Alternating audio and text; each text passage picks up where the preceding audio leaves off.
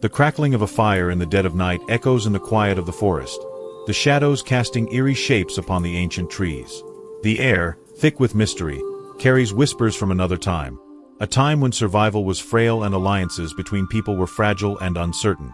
It is here, in this stark, untamed wilderness, that the seeds of Thanksgiving were sown, but not in the way you might think.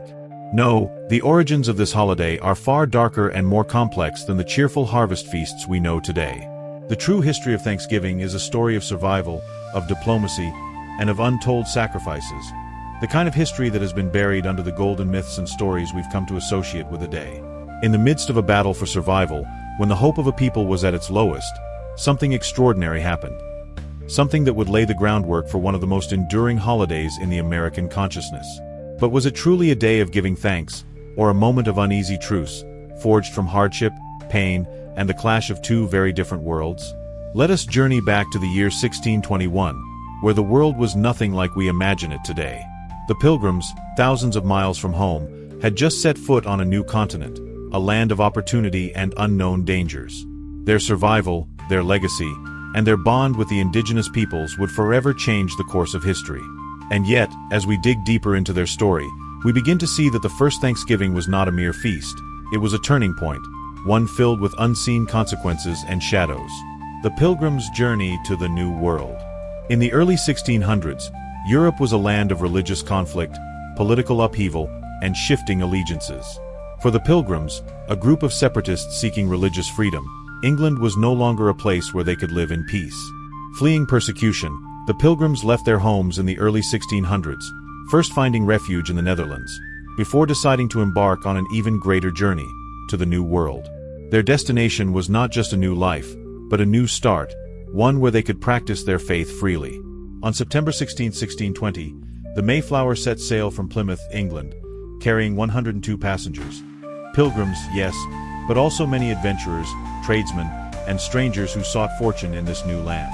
The ship was not an imposing vessel, and it was ill-equipped to handle the brutal conditions that awaited them on the long voyage across the Atlantic. Passengers were cramped into dark, damp quarters, with limited food and the constant fear of illness or death. What started as a dream of religious freedom quickly became a battle for survival. The journey across the Atlantic Ocean was harsh and unforgiving.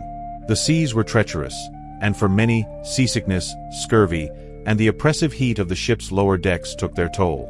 Passengers had no idea just how long it would take to reach the shores of the New World, and they couldn't have imagined the grim reality that awaited them. Halfway through the journey, the ship had to be repaired, adding even more delay to their arrival. During this time, the passengers on board the Mayflower could do nothing but wait, pray, and try to keep their spirits up. It wasn't until November 11, 1620, nearly 2 months after setting sail, that the Mayflower finally anchored off the coast of Cape Cod, far north of their intended destination. The Pilgrims had not reached the Virginia colony as planned, but the time to make a decision was pressing. They had little food left, and the winter would soon set in. Despite their initial plans, the Pilgrims made the fateful decision to settle on this unfamiliar land, what would later become known as Plymouth Colony. The first winter. Struggles for survival. The Pilgrims had not arrived in a new land that was teeming with opportunity as they had imagined. Instead, they arrived in a harsh, barren wilderness, with no shelter or resources, and faced the immediate reality of starvation, disease, and death. The first winter was a brutal test of endurance. They built rudimentary shelters and desperately searched for food, but their efforts were largely unsuccessful. The cold and wet conditions of the winter months left them vulnerable to sickness, and many fell ill with diseases such as pneumonia, scurvy, and dysentery. By the time spring arrived, nearly half of the original settlers had died. Those who remained were physically weakened, psychologically scarred, and filled with doubt. Survival was uncertain at best.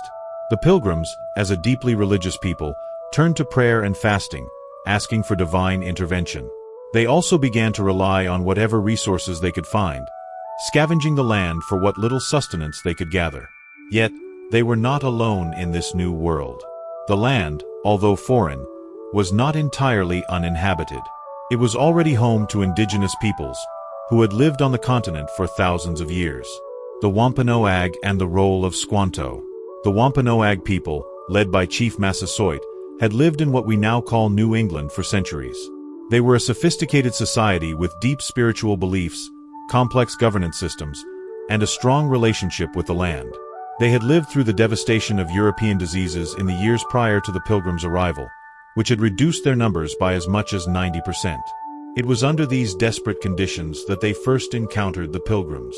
In 1621, as the Pilgrims were preparing for their first harvest, they were approached by a Native American who would change the course of their survival. Squanto, a member of the Patuxet tribe, had once been captured and enslaved by English sailors, spending years in Europe before returning to his homeland. When he encountered the Pilgrims, he spoke English fluently and quickly became an essential figure in their survival.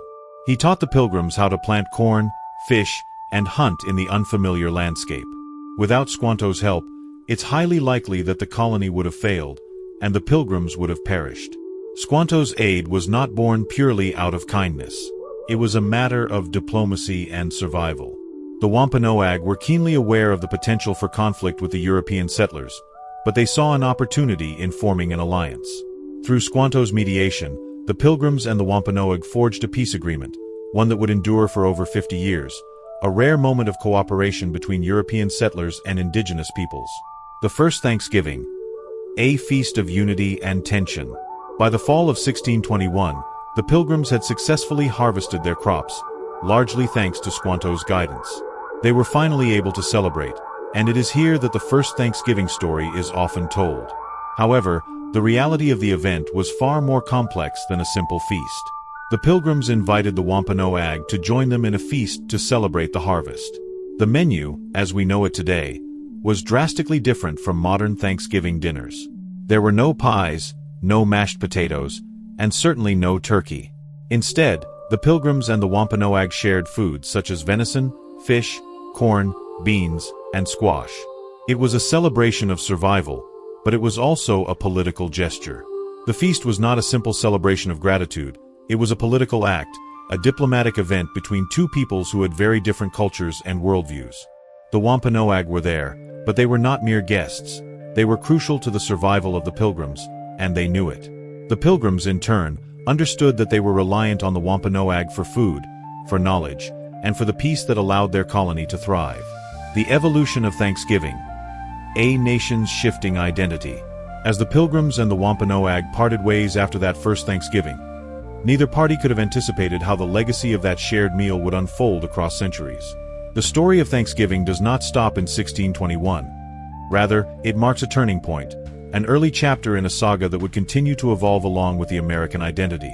In the years following the first Thanksgiving, the relationship between the English settlers and the indigenous peoples of the Americas became increasingly strained. Tensions over land, resources, and cultural differences would lead to conflict, displacement, and violent confrontation. As the United States expanded westward in the 19th century, the once celebrated peaceful coexistence would be overshadowed by dark chapters of colonization, the forced removal of Native Americans, and the destruction of entire cultures. But through all of this, the myth of Thanksgiving as a harmonious feast between Pilgrims and Native Americans persisted. The story was repurposed, reshaped, and transformed into a narrative that would serve the needs of a growing nation, a country seeking to forge its own identity, often by overlooking the uncomfortable realities of its founding. The myth of the first Thanksgiving and the colonial narrative. For much of American history, the story of the first Thanksgiving was framed as a symbol of unity and mutual respect between two different peoples. In textbooks, popular media, and historical accounts, it was celebrated as a moment of cooperation, a harmonious interaction between the Pilgrims and the Wampanoag, a model for future relations between settlers and Native Americans. However, this version of the story obscures the deeper, more complicated truths of colonialism, the displacement of indigenous peoples, and the struggles for survival on both sides. As the United States expanded across the continent, the notion of Thanksgiving as a peaceful holiday became more deeply ingrained in the American imagination, even as Native American tribes were being forcibly removed from their ancestral lands.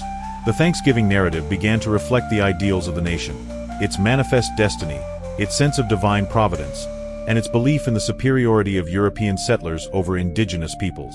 Over time, the holiday became a symbol not only of harvest and gratitude but of the national mythos, a story that celebrated the triumph of settlers over the land and its indigenous inhabitants. The role of Abraham Lincoln and the birth of a national holiday. It wasn't until the mid-19th century that Thanksgiving was transformed from a regional tradition into a nationwide holiday. The story of how Thanksgiving became a formal, national holiday begins with one woman, Sarah Josepha Hale.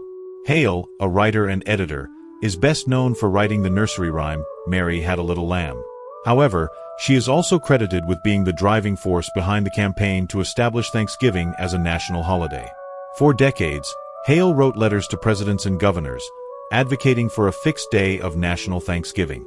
Her persistence eventually paid off during the Civil War, a time when the country was divided, and the wounds of conflict seemed insurmountable. In 1863, amidst the bloody backdrop of the American Civil War, President Abraham Lincoln responded to Hale's pleas and issued a proclamation that set aside the final Thursday of November as a day of national Thanksgiving. The date was selected as a way to unite a fractured nation, to offer a moment of reflection amidst the horrors of war. Lincoln's proclamation was deeply poignant, urging Americans to give thanks not just for their harvests but for the hope of healing a nation torn apart by conflict. Lincoln's words were a call to unity and gratitude, one that resonated even through the bitterness of war. I do, therefore, invite my fellow citizens in every part of the United States, and also those who are at sea and those who are sojourning in foreign lands, to set apart and observe the last Thursday of November as a day of thanksgiving and praise to our beneficent Father who dwelleth in the heavens. President Abraham Lincoln, 1863. Lincoln's proclamation is significant for several reasons. First, it linked the idea of Thanksgiving with the concept of national unity, which was sorely needed during the Civil War. It also marked a shift in how the holiday was perceived, no longer just a harvest celebration but a formal day for all Americans to come together in gratitude, regardless of region or background. Furthermore, it represented the deep-seated yearning for healing and renewal that characterized Lincoln's leadership during one of the darkest times in American history. The legacies of the Civil War and the reconciliation narrative. Lincoln's Thanksgiving proclamation also had a lasting impact on the way Thanksgiving would be celebrated in the future. Following the Civil War, the holiday became an annual tradition, and over time, it evolved into a national day of unity and reconciliation. The post-Civil War era was marked by a desire to rebuild the nation, and Thanksgiving became a symbol of that effort. However, as this process unfolded, the role of Native Americans in the Thanksgiving narrative was increasingly marginalized, and the pain of colonization and displacement was largely overlooked. The holiday's meaning began to shift further in the 20th century as Thanksgiving became more commercialized. The day was no longer just about national unity or gratitude. It became a celebration of abundance, family, and consumerism. The emphasis on food, family gatherings, and the start of the holiday shopping season made Thanksgiving less about historical reflection and more about the comforts of modern American life. Thanksgiving and the darker complexities of its legacy. While Thanksgiving has evolved into a cherished time for family and food, the darker aspects of the holiday's legacy remain, especially in relation to Native Americans. For many indigenous peoples, Thanksgiving is not a time of celebration but of mourning. It serves as a reminder of the violent history of colonization, the loss of land, and the destruction of cultures that came in the wake of European settlement. The history of Native American displacement and Thanksgiving. The arrival of European settlers in the Americas marked the beginning of centuries of exploitation, violence, and forced displacement of indigenous peoples. The myth of Thanksgiving as a peaceful, joyous occasion is at odds with the reality of the violent colonization that followed. Native Americans were displaced from their lands, their cultures were suppressed, and their populations were decimated by European diseases, warfare, and forced assimilation. For many Native Americans, Thanksgiving is a reminder of the trauma their ancestors endured. It is a day that symbolizes the beginning of a long and painful history of cultural erasure and forced relocation. For some tribes, the day is referred to as National Day of Mourning, a time to reflect on the ongoing struggles of indigenous peoples, including poverty, lack of access to healthcare and education, and the loss of cultural heritage. Modern-day movements and reclaiming Thanksgiving. In recent years, there has been a growing movement among Native American activists to reclaim the Thanksgiving narrative and to raise awareness about the true history of colonialism. Native American groups have used the holiday as a platform to educate the public about the impact of European colonization on indigenous communities. They also use this time to call for greater recognition of indigenous rights and to address the ongoing issues of injustice and inequality that continue to affect Native peoples today. Thanksgiving, a time of reflection and responsibility. The history of Thanksgiving is a complex and multifaceted story. While it is a time for many to reflect on gratitude, family, and unity, it is also a time to reckon with the darker, more painful aspects of American history. The holiday's evolution, from a moment of survival and diplomacy to a national celebration of unity and abundance, has been shaped by countless forces, religious, political, and social. As we continue to celebrate Thanksgiving, it is important to remember that the holiday is not just about food and football, but about understanding the full weight of its history. We must acknowledge the painful truths that underlie the myth of Thanksgiving and work toward greater healing, justice, and reconciliation for all peoples, especially Native Americans, who have long been excluded from the dominant narrative. In the end, Thanksgiving is not just a holiday. It is a reminder that history is never one-sided, and that every story, no matter how celebrated, has its shadows.